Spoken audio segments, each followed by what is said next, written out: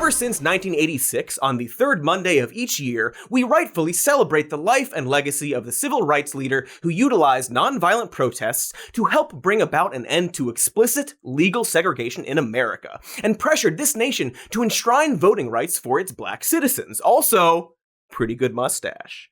Like a 7 out of 10 on the mustache scale. And so, of course, we celebrate this day with a variety of store sales. A day off unless you're working at one of those stores or really any service job. And of course, the ritual of witnessing conservatives cynically appropriating MLK's message to promote their right-wing reactionary agenda. It's called the MLK Dream Score, which would grade political candidates based on their adherence to Martin Luther King's I Have a Dream speech. So Obama would get a low score because although he was cool, his policies left blacks cold. Biden would get scored 0 for excusing physical violence at protests, creating polarization by branding people as racist, and having no interest in a, quote, beautiful symphony of brotherhood. But you can say that about everyone, from Jesse Jackson to the Squad. Compare that to Trump. His policies were more helpful to blacks than any modern-era president. Today is the anniversary of the assassination of the Reverend Martin Luther King Jr. I was thinking, if he were alive today, I wonder what he'd think about such dismissive comments and about a Democrat Party that believes it can regain power by living in a constant state of protest or racial hatred and denial. Every one of us has a right to equal treatment by our government. That right is guaranteed by our Constitution. It's the heart of countless laws passed with well-deserved fanfare by our Congress over many decades. That right is inscribed on a monument on our National Mall to the Reverend Martin Luther King Jr., who would be shocked and disgusted if he watched Susan Rice on television today.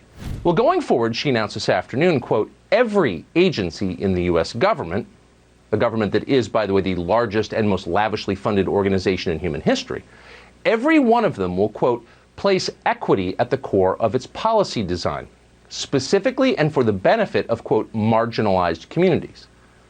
Now, Susan Rice's speech was carried live by many news outlets, but as far as we know, not a single one of them paused to ask what exactly she was talking about. Now, in Vermont, they are saying that you need to be a person of color or you don't get in that line. How do you react to that? Well, this whole identity politics stuff is poisonous. If Martin Luther King, Dr. Martin Luther King were here today, he would be absolutely offended. He wanted people to be judged by the character and not by the color of their skin. Okay, pause it!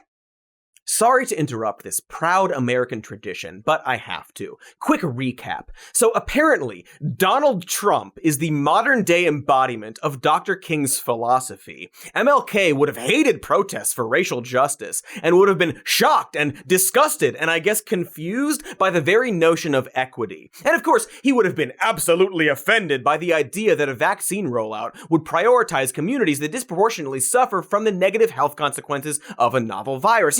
Silly consequences like hospitalization and death. Yes, I'm sure the man who stated that, quote, of all the forms of inequality, injustice in health is the most shocking and inhuman, would be absolutely offended by the very idea that a state government might prioritize life-saving vaccines for the most vulnerable populations, particularly the black community, who, it turns out, are at much greater risk of catching COVID due to the fact that they are less likely to be able to work from home, more likely to live in multi-generational households, more likely to rely on public transportation, and then on top of that, disproportionately suffer from comorbidities such as diabetes and heart disease and have less access to quality health care, which puts them at much greater risk of dying from COVID, because of that pesky, long, and enduring legacy of racism in this country. Anyway, happy MLK Day, a holiday that comes with just as much accurate historical context as Columbus Day and Thanksgiving, because we live in America, you see.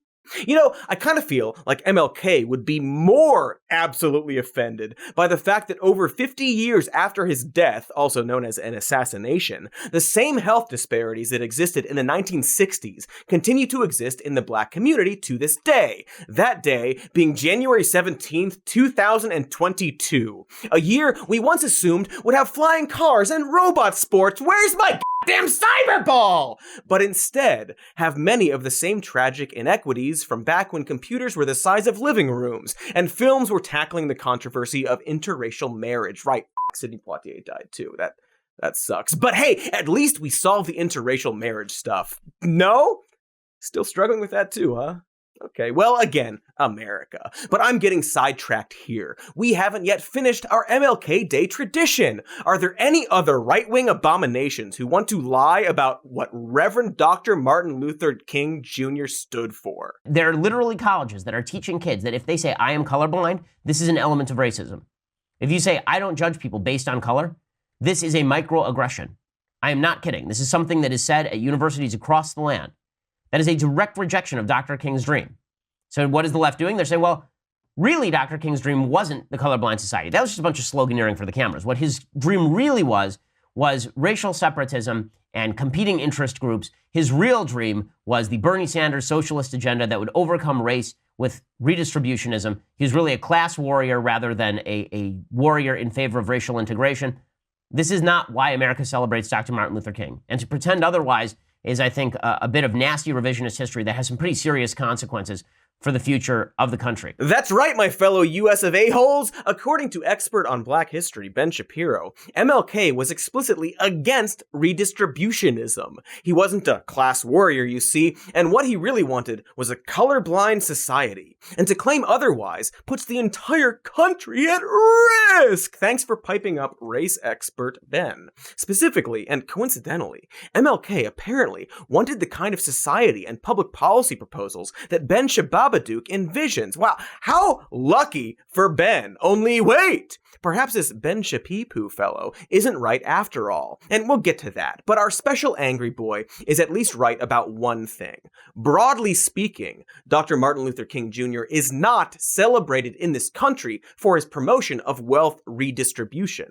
But perhaps he should be, because wealth redistribution is absolutely something that he advocated for. In fact, there are a whole bunch of things that MLK believed in and fought for that he is not celebrated for today. But maybe, possibly, definitely should be. And yet, considering how frequently and consistently and mercilessly conservatives invoke Dr. Martin Luther King to justify their agenda, you could be forgiven for believing that he was a free market-loving libertarian. At least, forgiven a little bit? Just a bitty?